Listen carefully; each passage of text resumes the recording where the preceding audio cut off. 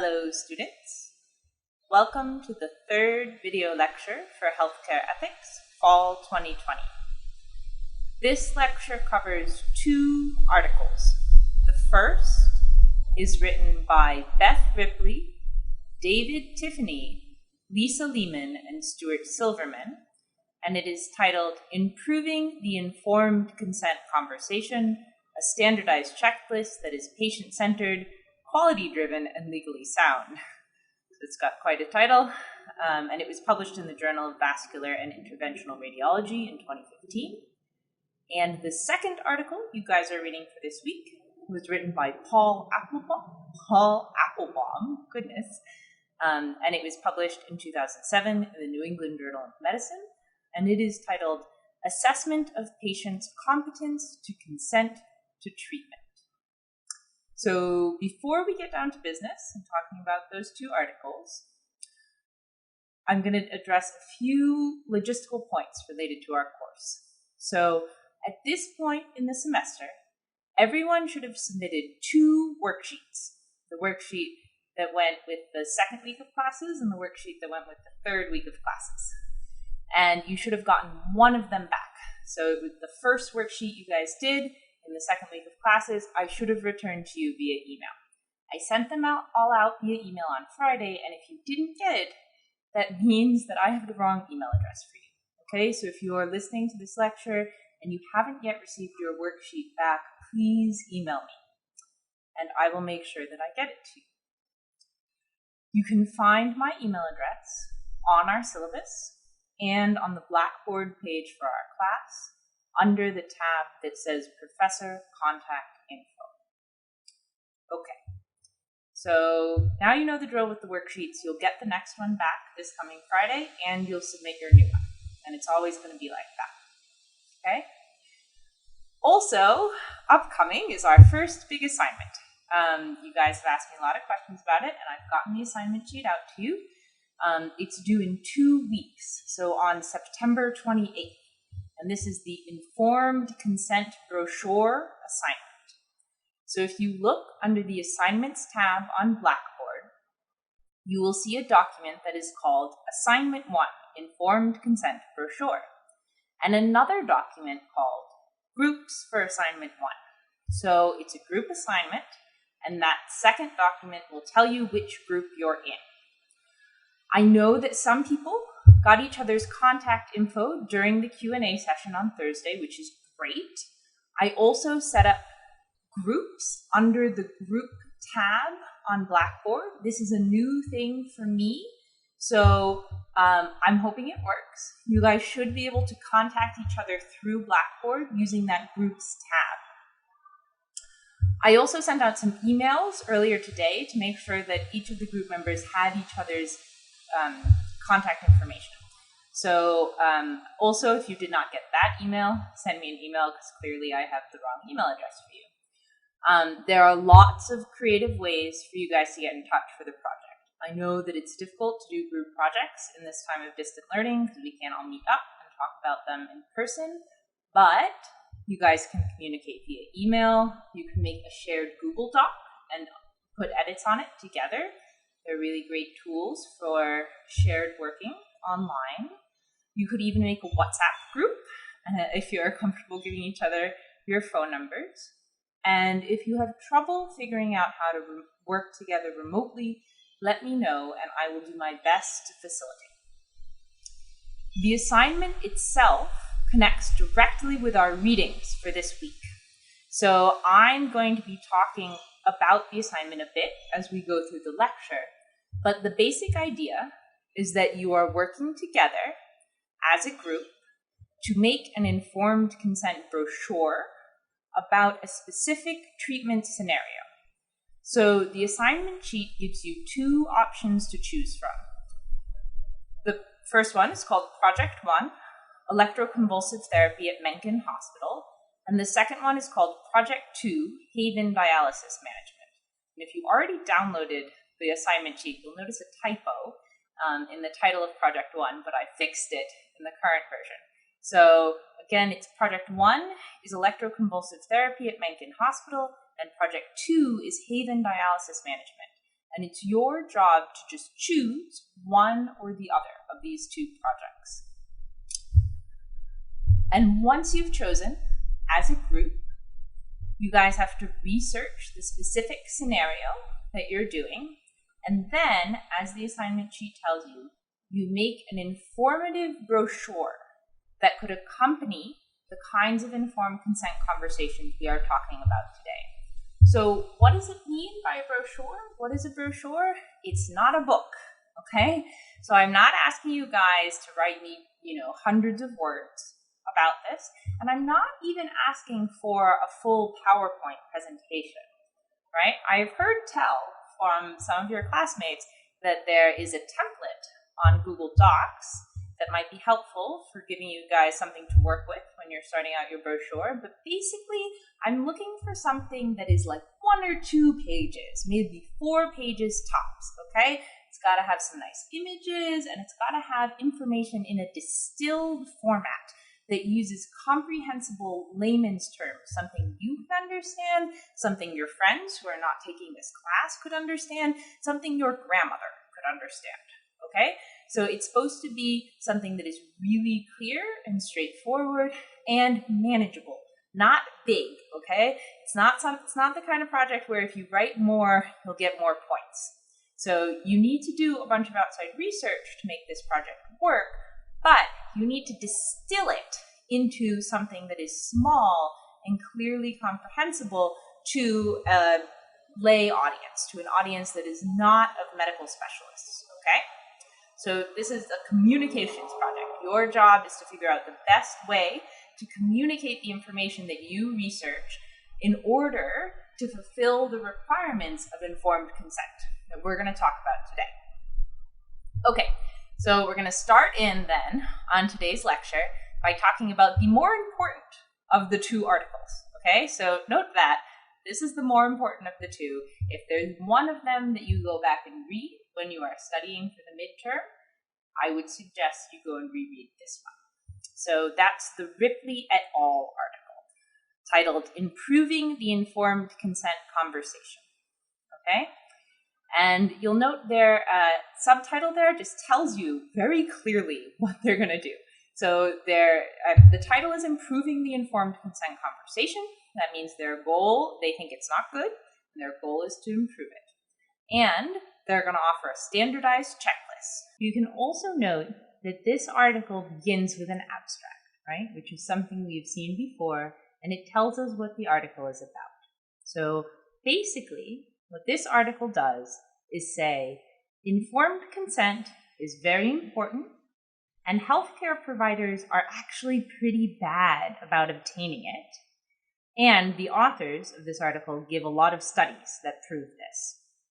And then they say, we can fix it. We can solve this problem by using a pretty simple standardized checklist. And we're reading this article in this class because that checklist that they wrote is really useful to help you guys learn as beginners in this field what goes into a well-executed informed consent conversation. So also, before we sort of get into the meat of this article, I want you guys to notice the journal. So this is another one of those critical reading tips, right? The journal where the article was published is titled the Journal of Vascular and Interventional Radiology, and it gives you a clue as to who is the intended audience of this article. Who is this article written for? Well, it's written for vascular and interventional radiologists, right? So it's not actually written for healthcare ethics courses, right? This isn't a textbook of healthcare ethics. But having that information, knowing that this article is written for specialists in radiology, actually helps explain some of the things that might be a bit confusing about the article. So if you guys noticed on the left-hand side of the second page, page 1640, there's this sort of like strange excursus about radiology where they just kind of go on about the importance of informed consent for interventional radiology, right? And you were like, do I really care? That's because this is an article that was written for vascular and interventional radiologists.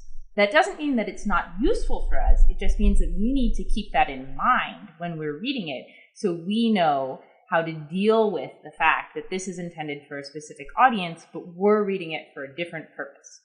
Okay, so with that in mind, we're going to draw out some key terms like we usually do. And the first of those terms appears right away. It's in the abstract, and it's in the very first sentence of the article. And the term is patient-centered medicine. Okay? I'm going to say it again. You guys might want to write it down. Patient-centered medicine. And we get a really nice definition right away. So this is at the beginning of the article. Patient-centered medicine emphasizes the patient's right to actively participate in his or her healthcare, right? So this is about the active participation of the patient. So it's patient-centered as opposed to physician-centered or hospital-centered or insurance company-centered.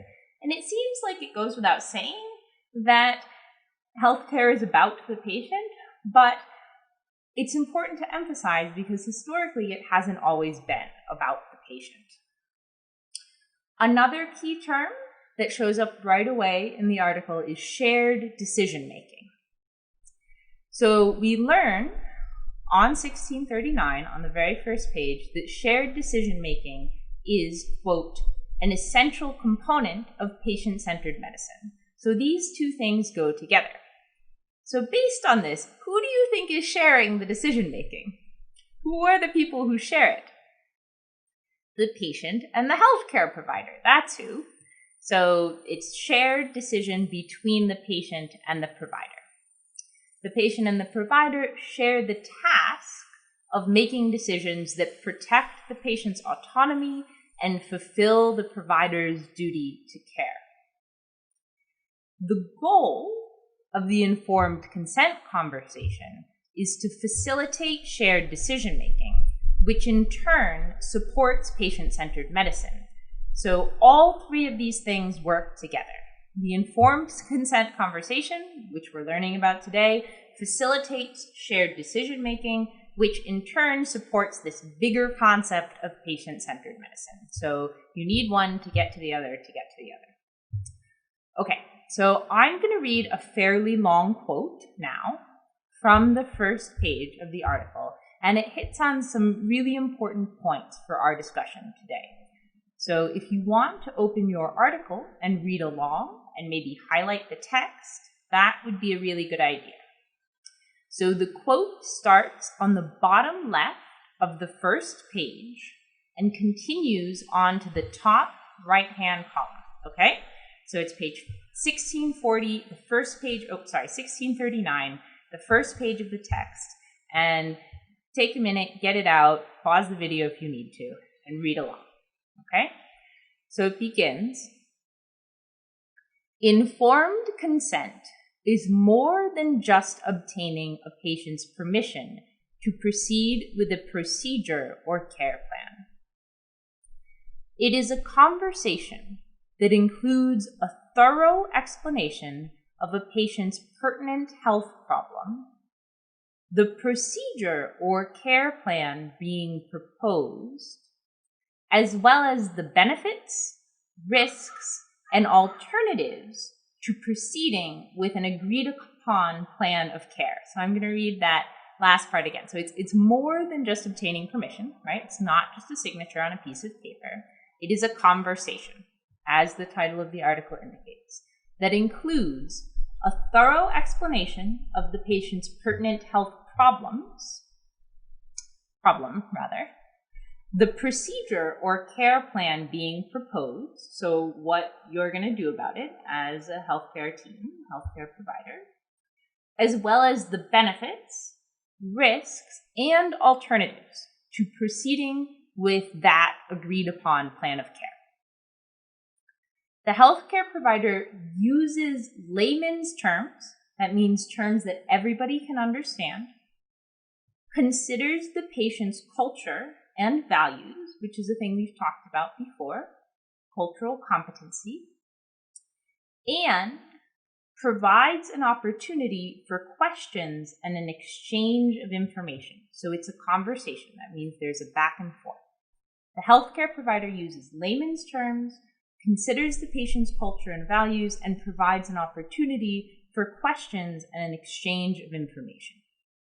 Additionally, the healthcare provider emphasizes the patient's right to decide whether to agree to the procedure or care plan, and confirms and understands that the patient understands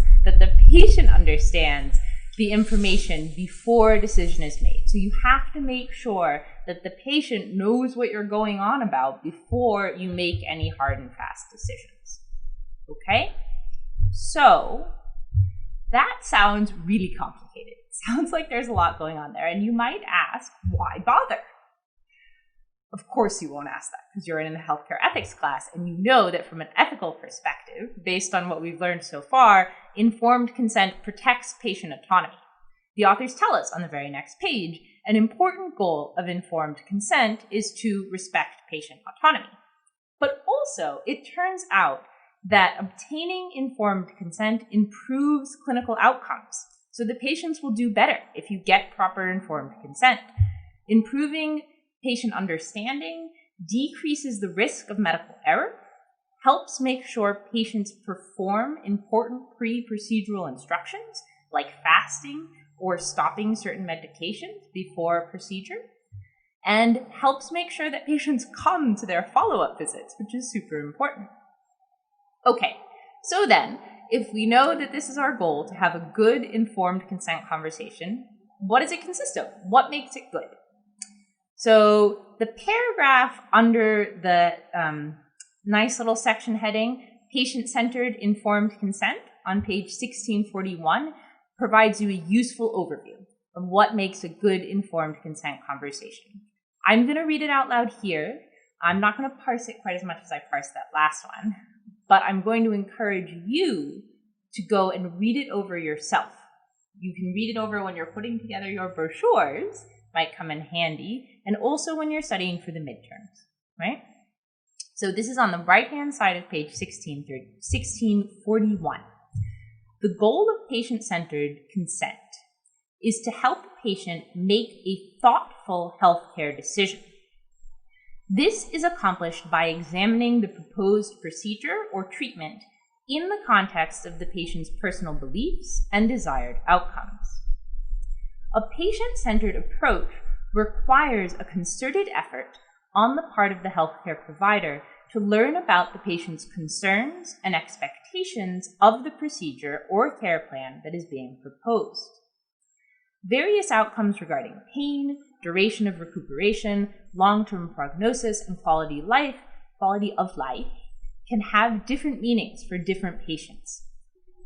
Finally, to adhere to the principles of shared decision-making, a healthcare provider needs to be prepared to end the conversation without a signed consent form if that is what the patient decides is best.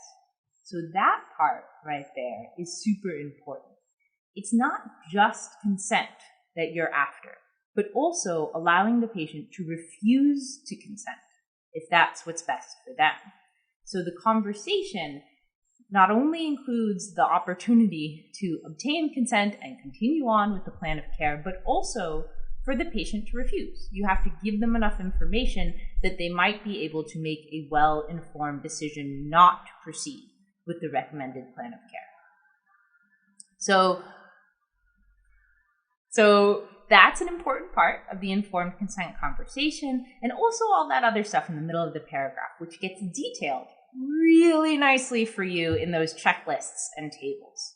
They condense the information from the larger article into a nice, readable, digestible format. The worksheet for this week is going to ask you to engage with them, so I'm not going to address them at length here, but I want to make sure that you read them really carefully because basically they're what we're reading this article for, okay?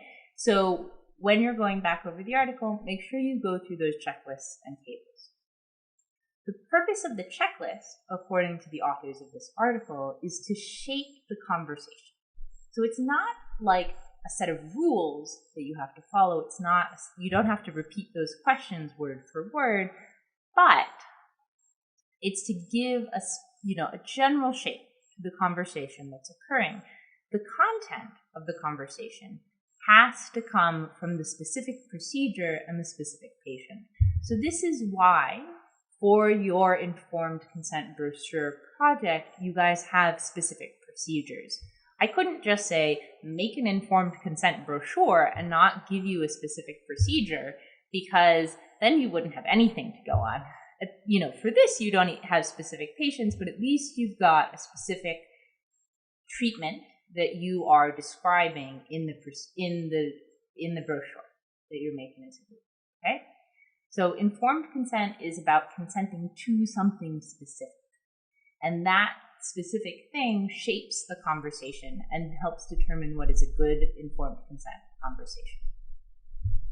I also want you guys to note that in your project, you're not making informed consent forms. So you're not making the paperwork for the patient to sign. And this is where some of the fiction comes in, because really what happens is there's a verbal conversation and then there's a bunch of paperwork that goes with it in a real healthcare setting. This you're making is a thing that might not really exist, but we're going to pretend it exists for the purposes of your assignment. You're making a brochure that can help this conversation along. So it can help the kind of conversation that Ripley and et al. are calling for in their checklists and their tables, right? It's a little instructional aid that you could hand out when you're having this conversation with a patient. So the checklists themselves will be super helpful when you guys are going through and thinking, what should I include in my brochure? So imagine you're having that conversation out loud and think, what would I like to have written down to hand to the patient? Okay, so the article also stresses that informed consent is a legal requirement. The authors list 5 required elements of the legally required elements of the informed consent conversation, and they include these in their checklist. So again, the checklists are the place to go to get all the information, but I'll read out what they say the legal elements are. So 1, a discussion of the patient's health status as it relates to the procedure. So patient's health status, a description of the procedure itself, a discussion of the benefits, alternatives, and risks of the procedure. Okay? So it has to include the patient's health status as it relates to the procedure, a description of the procedure, a discussion of the benefits of the procedure, alternatives to the procedure, and risks of the procedure. Okay, so those are 5 things that you might want to think about structuring your brochure around. But also this means that in order to be legally valid, a signature on a form is not enough. So the authors point to a case where a patient had signed an informed consent form, but the courts determined that she didn't have enough information to actually legally consent. So another key point from this article is that informed consent is not just about legal permission. Rather, it's about communication between a patient and the provider to make sure that the patient understands all of their options and is able to make the decision that is best for them in their specific case. So, as we said, this sounds like a lot of work. And it turns out that healthcare providers are not actually very good at this. So we get a bunch of statistics that relate this to us in this article under the heading Current Deficiencies with the Informed Consent Conversation on page 1640. We learn, surprisingly, that a lot of patients don't feel like they really have a choice to sign that informed consent form, especially in emergency situations, and some don't even realize that their consent is necessary. That is, a significant portion of the patient population in one of the studies cited here thought that the operation that they were having would happen whether or not they signed the informed consent form. Okay? And I'll give you one last shocking fact from their list of statistics about healthcare providers being really terrible at this. They say Another study found that 27 out of 100, so more than a quarter of surgical patients, did not know what organ was operated on 2 to 5 days after the surgery, despite being told this information by 2 different physicians before signing the consent form. Okay? So they did not know what organ had been operated on. That is a crazy lapse, a crazy lack of information for a person to have about their own body and their own health. So this is why we need to really work hard to make sure the informed consent conversation is better. And this also brings us to the question of health literacy. So this is another key term one you might want to note and write down. Health literacy, the idea behind it is that not everyone can be expected to know things about their health. The general population isn't actually very good about knowing or caring about their health care. So this doesn't mean that they aren't smart people, right? So it's not about illiteracy in general, though the article that we're reading mentions a rather shocking fact about general illiteracy in the American population. That's a bit later on. But the idea of health literacy is specifically about the knowledge of healthcare. So I will give you guys an example from my own family. So one of my family members is a very smart man. He is a music critic, and he has written several books published with major publishers and has had, by all accounts, a very illustrious career. But he also has some pretty bad health problems, and he doesn't actually know that much about them. And it might be because he's a bit elderly, and he's probably afraid to learn more about them. Unfortunately, this means that he actually has trouble keeping all of his medications straight. And he often asks his son to accompany him on his doctor's visits, because when he goes to the doctor, they tell him a lot of things, and he doesn't always remember them, right? So he has to bring his son with him. A lot of people do this, especially when they're older. So he's someone who has a high level of regular literacy, right? He's published lots of books, but he's actually got a pretty low level of health literacy because he doesn't always understand what the doctor is telling him, and he needs some help in that department, okay? So what this means for you as future providers, as many of you told me you hope to be, is that you have to be really careful to make sure that the conversations you have with a patient are two-way streets, that the patient is engaged in the conversation so that you're not just spewing information out at them, but that they also have the opportunity to ask questions so that they are able to understand things in their own way. So it's not just you talking to them, but it's them talking back to you. And the most important tool that you guys will have for this, and this is another key term, is the teach back method. Okay? So this is something that we're going to return to in this class. But there's a pretty neat description of it on the top of page 1642.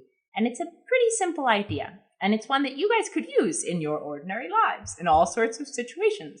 And it's just a way of making sure that the other person that you're talking to has understood what you're saying to them.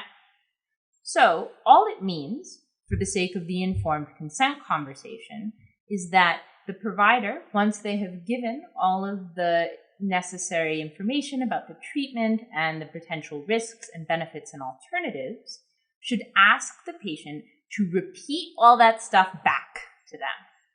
As in, okay, so you tell me, now that I've told you, you tell me, what's the plan? What are your options?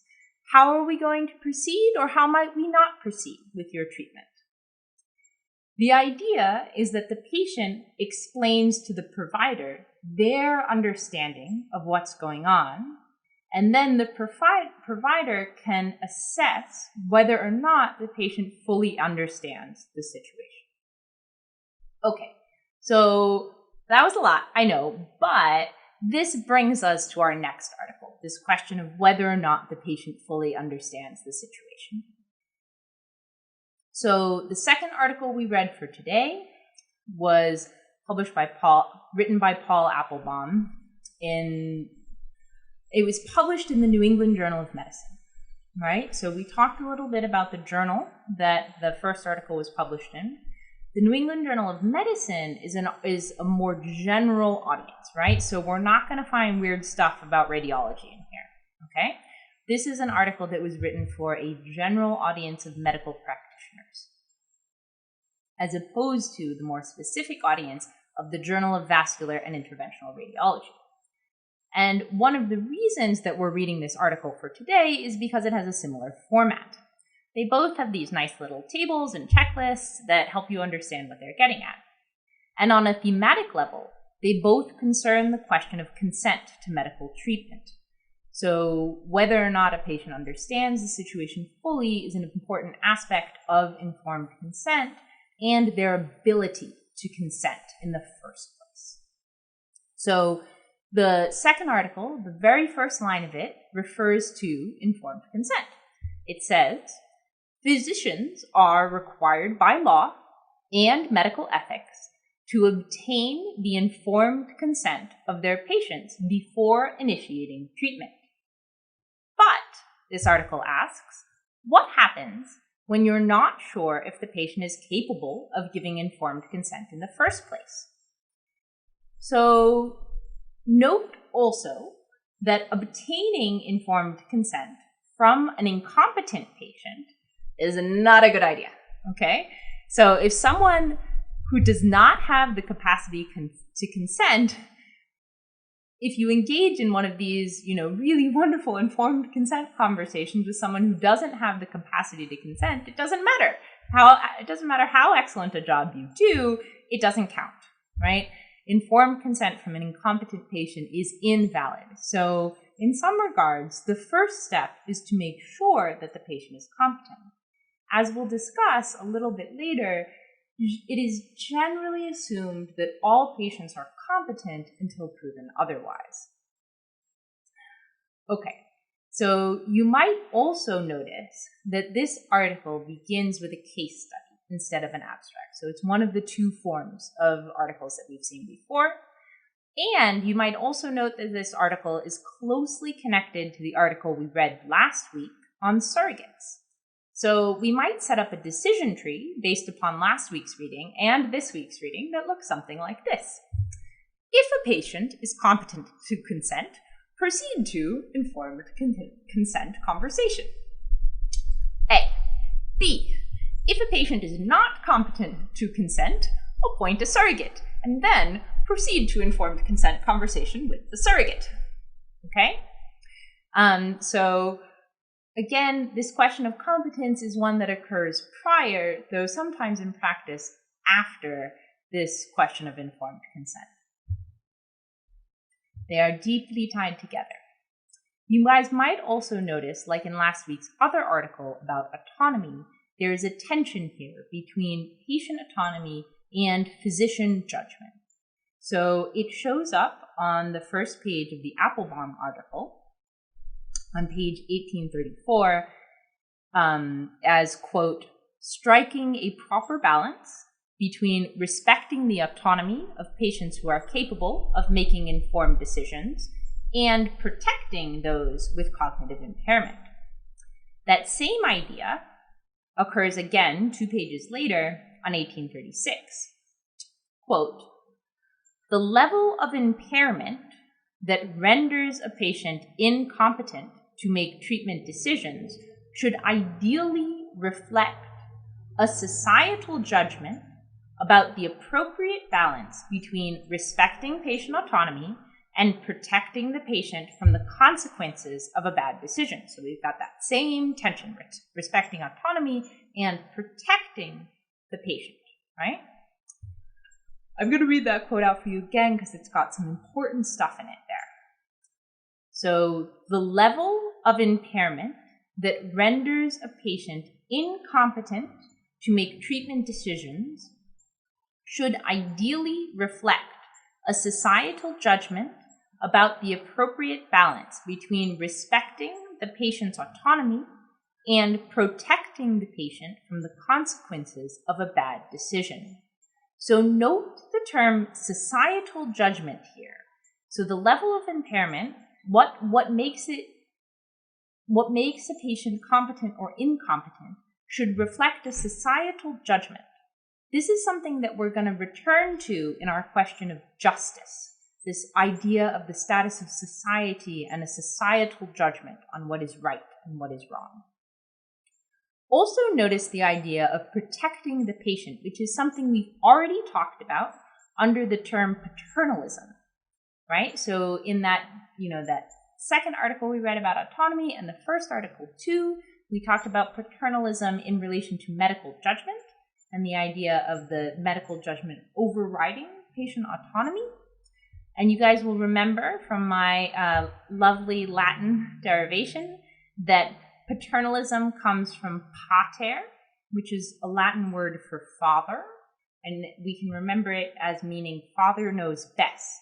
So it refers to situations in which the provider's judgment overrides the patient's, and it's usually used with negative connotations. So that is not good. When you see that word paternalism, you should be thinking, something's not right.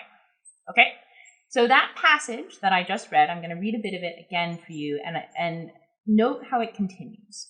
So the level of impairment that renders a patient incompetent to make treatment decisions should ideally reflect a societal judgment about the appropriate balance between respecting the patient's autonomy and protecting the patient from the consequences of a bad decision. When physicians perform competence assessments, they should attempt to strike the same balance that would result if a court in the jurisdiction decided the case. So a physician should be trying to strike the same result that a court would. In that regard, the presumptions intrinsic to a modern democracy that the vast majority of persons are capable of making their own decisions. So let me read that again because I think I skipped a verb. In that regard, the presumption intrinsic to a modern democracy is that the vast majority of persons are capable of making their own decisions. So, thinking back to those critical reading skills that we've been doing every week, what's democracy doing here? What does democracy have to do with healthcare decision-making and competency? In that last sentence, the presumption intrinsic to a modern democracy is that the vast majority of persons are capable of making their own decisions. The idea that they're getting at is a legal one. So just like every citizen is presumed innocent until proven guilty, in theory, if not in practice, every patient is presumed competent until proven incompetent, generally speaking. So they continue, in practice, the stringency of the test applied varies directly with the seriousness of the likely consequences of the patient's decisions. So from a legal perspective, that shouldn't really matter, but in fact, in practice, the stringency with which we test, is this person competent? Are you really competent? Are you really, really competent? Are we sure you're competent? That stringency, that really, really making sureness, varies directly with the seriousness of the consequences of the patient's decision. So if it's a really big decision, we hold the patient to a higher standard of mental competency. But if it's a really small decision, we might not, right?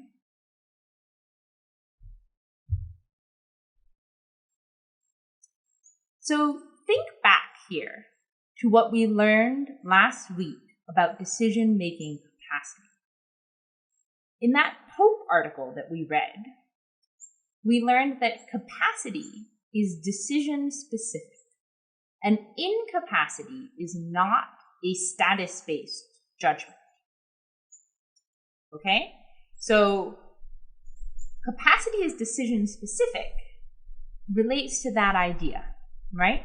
That if it's an important decision, we might hold the patient to a higher standard of capacity, a higher standard of like, are we really, really sure that you can make this decision?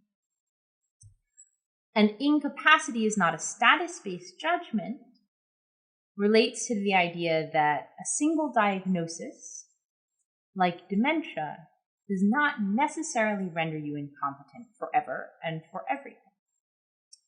So we also talked last week about how Pope says, quote, in the ICU, the patient almost always lacks capacity. So at a baseline, we said, you have to be conscious in order to have decision-making capacity, in order to make your own decisions. And there are a couple of other things that might come into play in the situation of an ICU or anywhere else in the hospital. So things like delirium or strong medications or mechanical ventilation. But at a baseline, you have to be awake in order to have decision-making capacity. And what that means is that sometimes determining decision-making capacity is actually a lot easier than it sounds in this week's reading. In this week's reading, it sounds really, really hard. But, if the patient is unconscious, pretty straightforward, right? And if they're totally delirious and they can't engage in conversations at all, any sort of regular conversation, they probably don't have decision-making capacity. If they have a tube down their throat and they can't communicate in any way, shape, or form, then they probably need someone else to be helping them make their decisions for them. And that's the case where you turn to a surrogate decision maker like we talked about last week. But what this week's reading focuses on instead is borderline cases.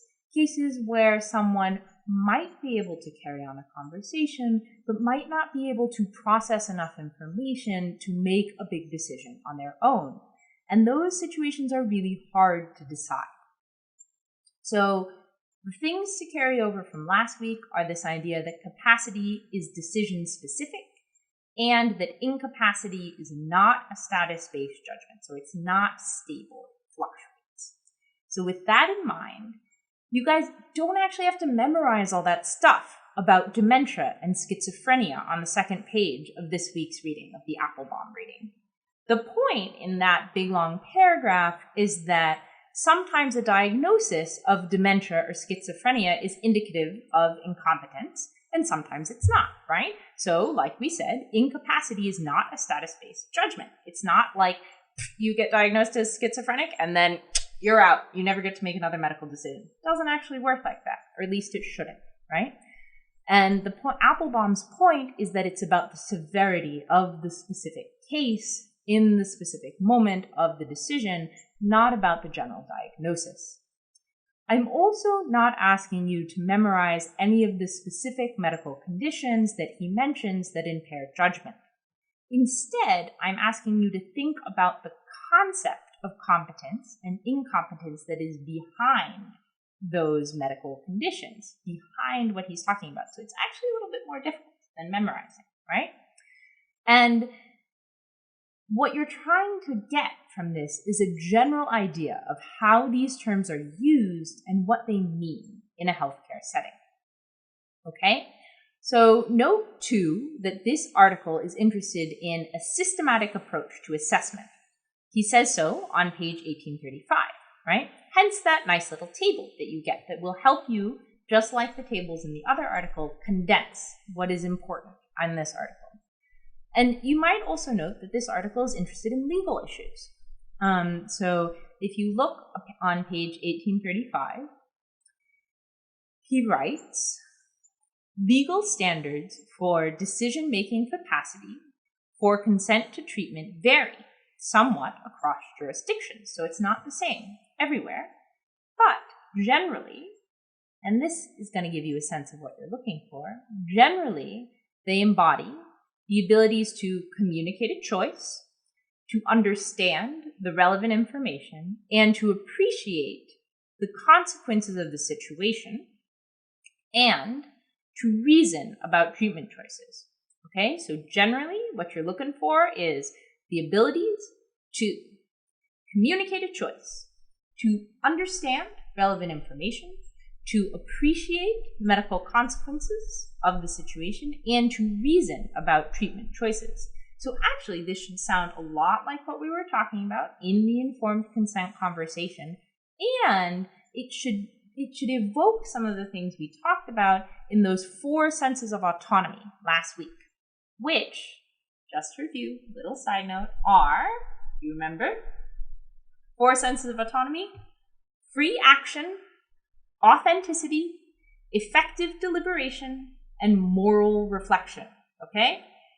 4 senses of autonomy: free action, authenticity, effective deliberation, and moral reflection. And if you guys take a look at that table, the nice little table Appelbaum gives you, the last point in it should remind you of autonomy as effective deliberation. Okay? You also might want to note that the table goes across. Okay? So read it from left to right, not from top to bottom. That'll help. Okay? And again, I'm not going to go over the table in any great depth here, but you should have a close look at it before you begin your worksheet, because the worksheet's going to ask you to engage with it. Also, just for fun, just to amuse me, is that this article contains a really great word with a fun history, which appears on page 1837, which is psychometric. And it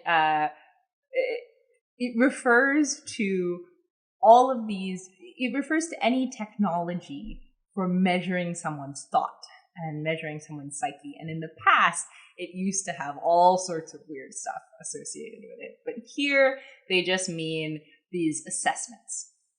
Okay? So this is just a word I'm telling you for fun. It's not one you have to memorize.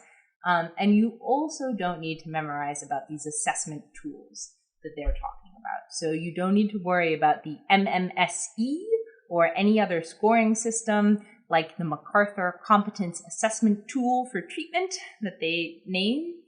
So the authors even tell you it's not very good. But what you should pay attention to is the sample questions in the table that they give you, which they've drawn from some of these tests.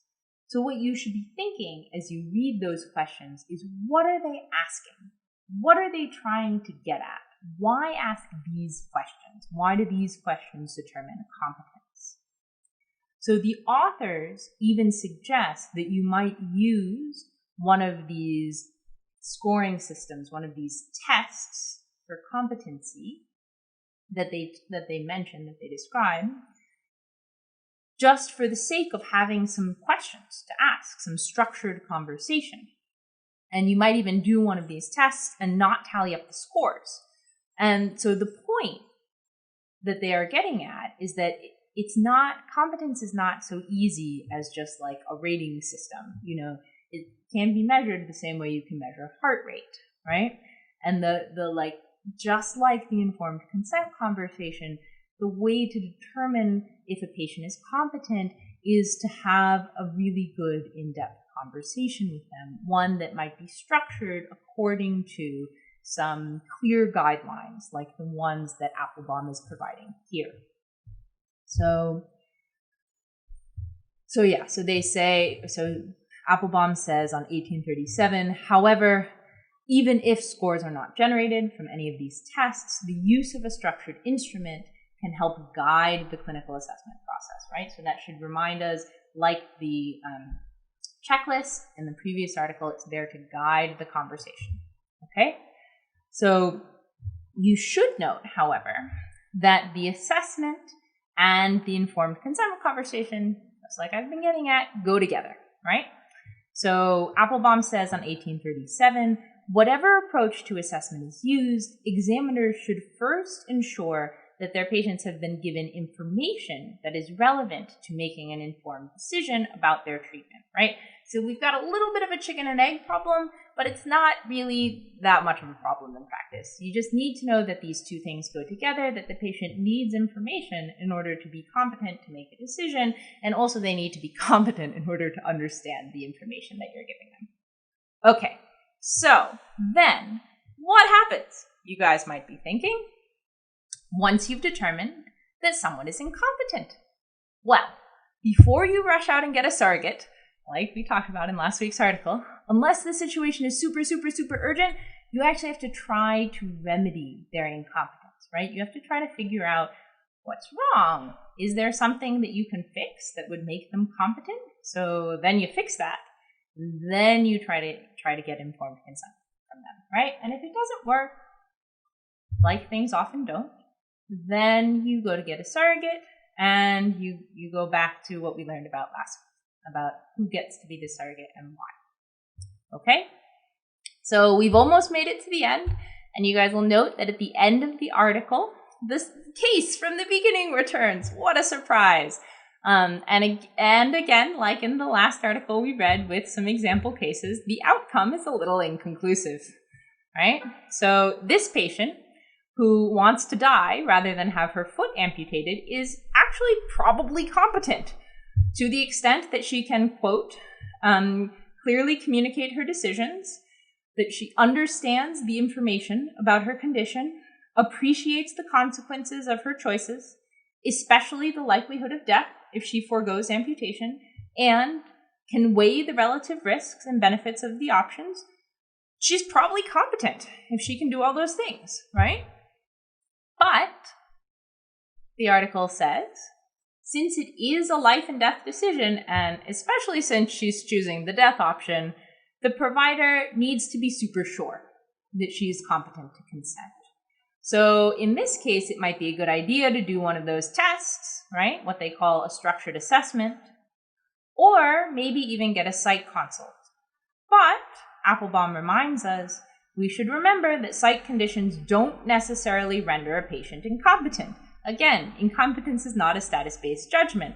So then the article ends without deciding for us whether or not she really is competent, which stresses that the decision about patient competence must be made really carefully on a case-by-case basis, and that if someone is awake and talking and saying they want to make their own decisions, it's actually pretty hard to tell them otherwise.